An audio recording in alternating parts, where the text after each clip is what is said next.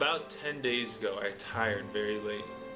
I could not have been long in bed when I fell into a slumber, for I was weary. I soon began to dream. There seemed to be a death-like stillness about me. Then I heard subdued sobs, as if a number of people were weeping. I arrived at the East Room, for which I entered. There I met with a sickening surprise. Before me was a caliphate, on which rested a corpse wrapped in funeral vestments. Around it were stationed soldiers who were acting as guards, and there were a throng of people gazing mournfully upon the corpse whose face was covered, others weeping pitifully. "Who is dead in the White House?" I demanded of one of the soldiers. "The president," was his answer. "He was killed by an assassin." Then came a loud burst of grief from the crowds, which woke me from my dream. I slept no more that night.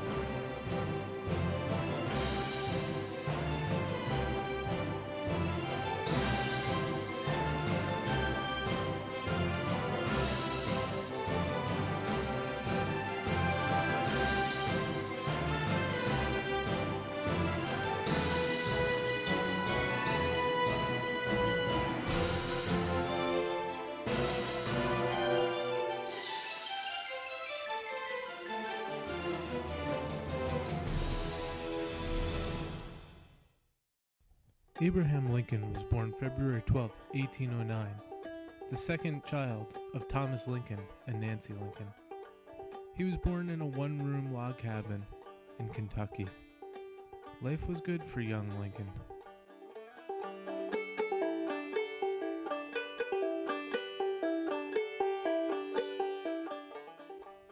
However, when Lincoln was only 9 years old, his mother fell ill of milk sickness and passed away.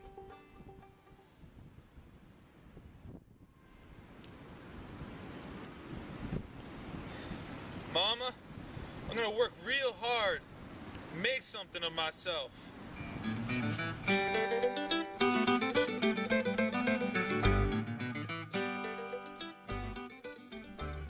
The death of his mother inspired Abraham Lincoln to make the best of his life.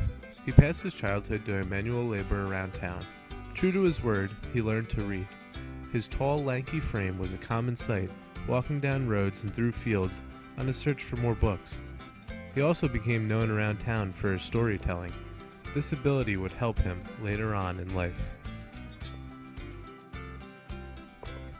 As Abraham Lincoln became more and more interested in reading, his focus switched to law. He decided to join with a friend, William Herndon, and created his own law office. While never achieving massive success, Lincoln's time in the field helped him make connections that would help him later on in life.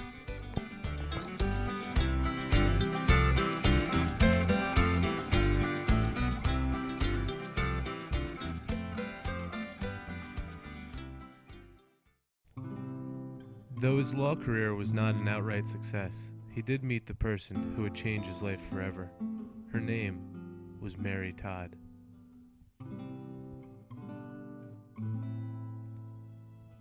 It cannot be called love at first sight. In fact, many of Mary's friends found Lincoln to be a poor suitor for her. I just can't stop thinking about him. I don't know what you see in him. He intrigues me. But Mary, look what you have to offer. My family's money? Just because we own some slaves? Abe says it's immoral to support slavery. But he's just so tall. So handsome. Eventually, Mary and Abraham became engaged. Though called off several times by Lincoln, they were eventually married in 1842. Soon after, Lincoln is elected to the Illinois House of Representatives. President Polk, I respect your opinion on relations with Mexico. However, I cannot in good conscience agree with your decision to go to war. Mr. Lincoln, perhaps you don't know the facts. The land is ours. It is our manifest destiny to spread to the sea. If Mexico plans to stand in the way, we shall remove her by any means necessary. The President, sir, think of the cost involved. Surely we can get our goals achieved by other means. While in the end, Lincoln's arguments fell on deaf ears, he continued to defend his point of view. Abraham Lincoln didn't care if his ideas were unpopular. He was going to stick to his ideals.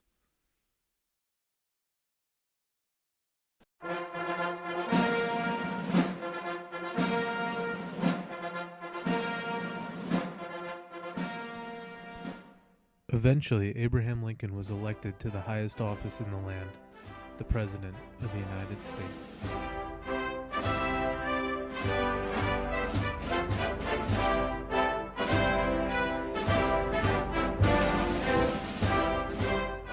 Before he ever took his spot at the top, several southern states, led by South Carolina, seceded from the Union. We cannot allow the southern states to leave. We must preserve the Union. I will bring a fight to them. We need money and soldiers.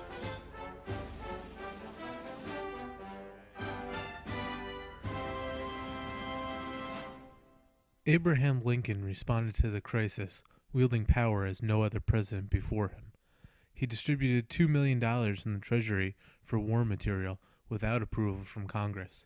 He called for 75,000 volunteers into military service without a declaration of war, and he arrested and imprisoned suspected Confederate sympathizers without a warrant. For all directions, Lincoln faced disparagement and defiance. He was often at odds with his generals, his cabinet, his party, and a majority of the American people.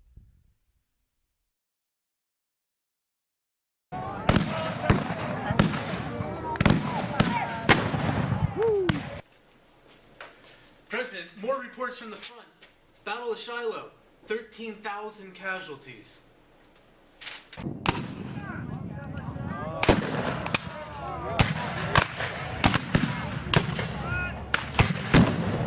President, sir, Battle of Antietam, 12,000 casualties.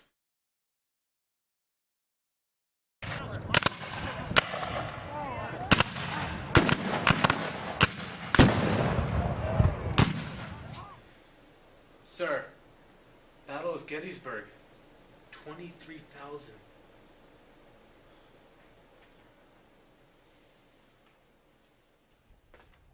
The Battle of Gettysburg, a turning point for the Union. Never again would the South attack the North. With around 50,000 casualties, the battle left a lasting impression on both the North and the South. Abraham Lincoln traveled to Gettysburg to dedicate a cemetery. Here he delivered arguably the most important speech of all time.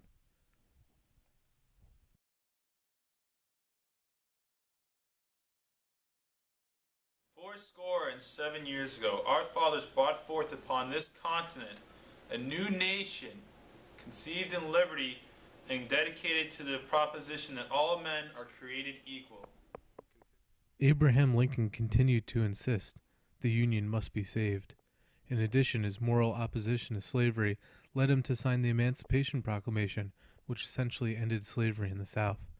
This angered many people, but perhaps none more than John Wilkes Booth.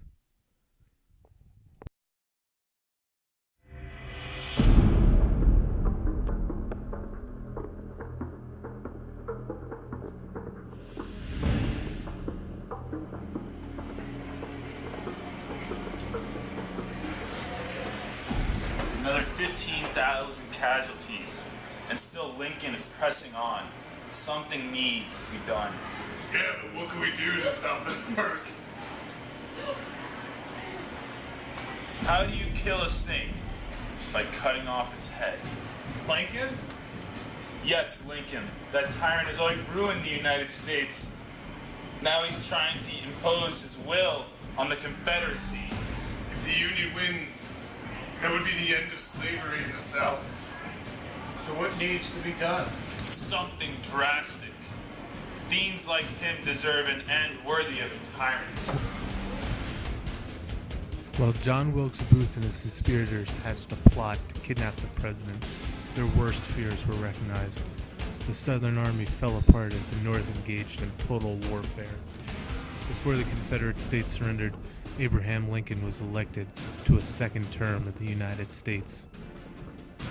His second term would only last 42 days, and it would be ended by this man.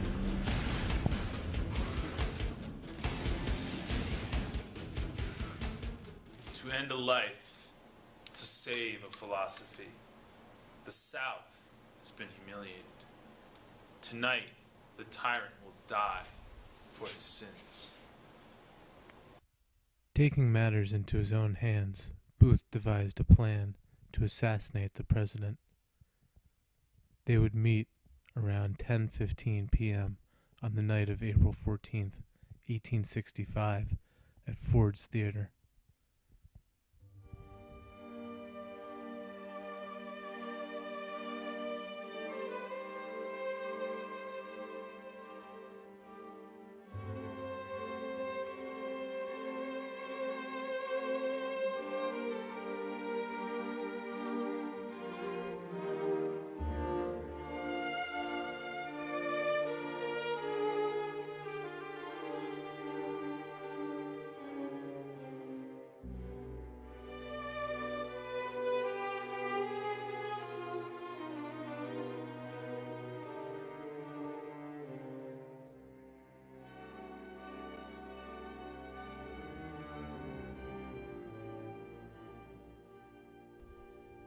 With a yell of "Sic Semper Tyrannis," Booth leapt from the presidential booth and landed on the stage below.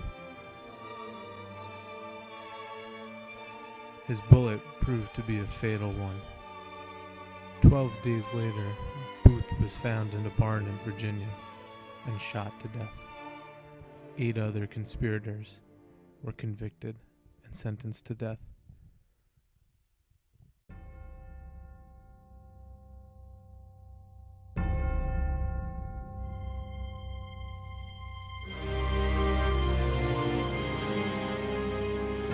It's 7:22 a.m. The president is dead. He now belongs to the ages.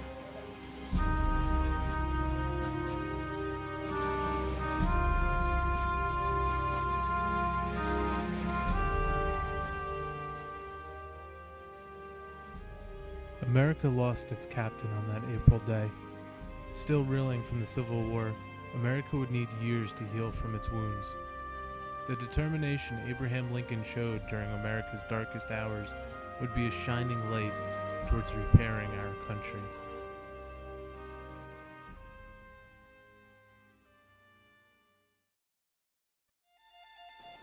We here highly resolve that these people shall not have died in vain, that this nation, under God, shall have a new birth of freedom, that a government of the people, by the people, for the people, shall not perish from the earth.